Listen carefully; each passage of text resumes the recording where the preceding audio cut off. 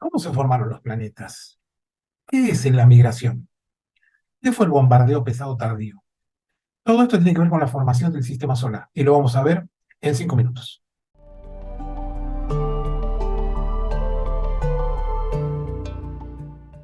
Hola, soy Claudio Martínez, director del Instituto Latinoamericano de Astroturismo, y vamos a hablar un poquito sobre la formación del sistema solar. Es algo con conceptos, no va a haber muchas explicaciones profundas porque no es el objetivo. Si quieren más detalles, en la descripción del video voy a poner algunos enlaces que pueden profundizar, pero recuerden que pueden llegar a ser bastante técnicos. Entonces, vamos a ir empezando. Lo básico, ¿de dónde salió el material?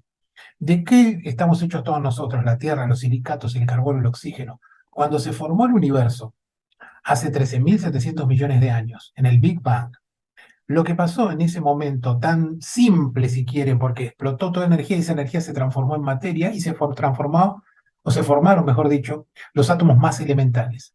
¿Cuáles son los átomos más elementales? El hidrógeno, el helio y algunas trazas de litio. Eso es lo único que se formó. Por lo tanto, no había material para hacer planetas sólidos como la Tierra. Esto es algo que es difícil de leer en los libros, pero es un dato muy importante. No podrían existir planetas terrestres, planetas sólidos en el comienzo del universo. Hace 15.000, 14.000 millones de años no podían existir planetas como la Tierra, simplemente porque no había material como para hacerlo. Como les dije, en el Big Bang se formaron las cosas más elementales. Entonces, ¿de dónde salió todo ese material? Ese material salió de las estrellas. Las estrellas, al funcionar por reacciones termonucleares, van formando los elementos más pesados que existen y que nosotros tenemos en este momento. Entonces, se forman a partir del hidrógeno y el helio, se forma el carbono, el oxígeno, el nitrógeno, y así sucesivamente hasta el hierro, que es el que normalmente termina la cadena porque tiene una reacción especial que hace que la estrella no emite energía y explota como supernova. Entonces, y en esa explosión también se forman muchos otros elementos más pesados todavía. Entonces, dato fundamental, necesitamos materiales pesados como para poder hacer planetas como en nuestro sistema solar. Y eso sucedió después de tanto tiempo de la formación del universo. A partir de ahí, tenemos otros datos, como por ejemplo, el sistema solar. El sistema solar es algo plano, vieron que todos los planetas están en un mismo plano y todos giran para el mismo lado. Eso generó los primeros modelos de formación del sistema solar, que se creen, y ahora se sabe, que porque se han hecho simulaciones por computadora, que funcionan perfectamente, que las nubes de gas se van condensando y empiezan a rotar, y al rotar también se aplanan. Y al aplanarse queda una parte central, que va a ser el futuro Sol, es un protosol, y alrededor queda todo el material sólido o gaseoso que eventualmente va a formar a los distintos planetas. Esto que estamos describiendo es para cualquier sistema solar, pero estamos centrando en nuestro sistema solar, donde se juntó el material más pesado en la parte interna, dentro de la órbita de los asteroides, y más allá de los asteroides se juntó más del material gaseoso. Otro dato poco conocido es que nuestro Sol se formó junto con otras estrellas. O sea, el Sol no se formó solo, sino que mayoritariamente las estrellas que se forman en pequeños grupos. El cúmulo asociado al Sol, según distintos modelos, puede llegar a tener entre 30 y 100 estrellas diferentes.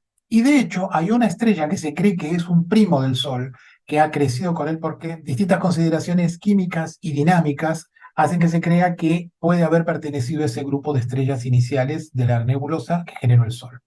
Entonces, nació a partir de un cúmulo, esas estrellas se fueron dispersando y de ese gas nació nuestro Sol y nuestro sistema solar. Entonces, lo interesante es que de esa nube que fue rotando se fueron formando los distintos planetas del sistema solar. Los primeros que se formaron fueron los más grandes, Júpiter y Saturno, porque fueron los que pudieron tomar mayor cantidad de material rápidamente.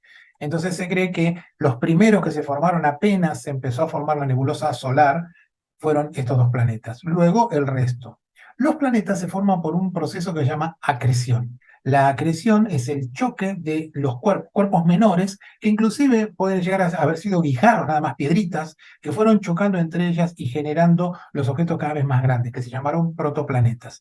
Los protoplanetas son los objetos mínimos que fueron chocando entre ellos para formar a los planetas modernos que hoy tenemos, que son 8 en total. Los protoplanetas que no chocaron con nadie son los actuales asteroides. No llegaron a formar nada, no llegaron a formar un planeta por distintos motivos. Por ejemplo, la influencia de Júpiter no permitió que se formara un objeto más entre Marte y él. Entonces, de esa manera quedó todo un mar como una acumulación de protoplanetas que hoy lo conocemos como el cinturón principal de asteroides, cuyo componente más importante es un planeta enano que se llama Ceres. Entonces tenemos una estructura bastante compleja de cómo se formó el sistema solar. Y lo fascinante de la ciencia es que muchas veces temas que parece que no tienen absolutamente nada que ver unos con otros terminan haciendo un modelo completo. En la década del 70 más o menos, con las primeras misiones a la Luna y las primeras llegadas de naves a otros planetas como Marte o Mercurio, lo que se vio es que hubo una cantidad de impactos de asteroides muy grande en un periodo que no correspondía. Esto es bastante sencillo de entender. Si los planetas se formaron a partir de impactos entre ellos, obviamente va a haber muchísima cantidad de piedras al principio y como los planetas van creciendo, se los van comiendo, entre comillas, ¿qué sucede? Los objetos cada vez son menos. Bueno, hay un momento hace aproximadamente entre 3.900 y 4.200 millones de años, que hubo un momento de gran cantidad de impactos, o sea que venía la curva bajando y finalmente hace un pico y luego sigue bajando. ¿Eso qué significa? Que hubo un bombardeo tardío, pesado, que así se llama, es un bombardeo que hubo en todos los planetas internos del sistema solar extremadamente violento y que nadie tenía idea por qué, porque no debería haber sucedido. Posteriormente, cuando se empezaron a descubrir otros planetas alrededor de otras estrellas, o sea, otros sistemas solares, mezclando con la información que nosotros tenemos de nuestro sistema solar, se llegó a la conclusión que los planetas migran, los planetas cambian sus órbitas por distintos motivos que tienen que ver cómo se forma la nebulosa y cómo es atraída de distinta manera esa nube que está rotando y formando el planeta, hace que vayan cayendo hacia el Sol.